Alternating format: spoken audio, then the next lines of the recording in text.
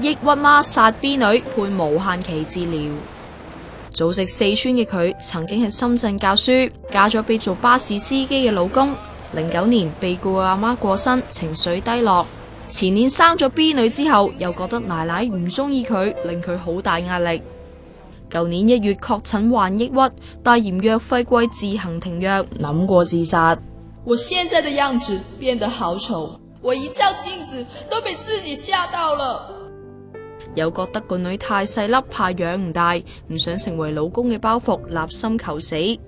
舊年3月，被告奶奶出咗去，佢忍受唔到6個月大嘅 B 女喊，竟然將佢碾死。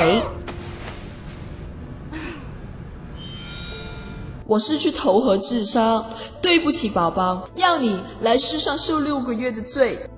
之後上跳青衣橋自殺。警察上前查問，佢承認殺咗個女。警方去佢石梨村屋企嗰陣，B 女已經冇心跳，送院搶救後不治。被告尋日喺高等法院承認一項殺嬰罪。法官話明白被告會自責，被捕後嚴重抑鬱，雖然食藥後有好轉，但僅屬穩定期初期。法官頒醫院令，要佢喺小欖精神病治療中心接受無限期治療。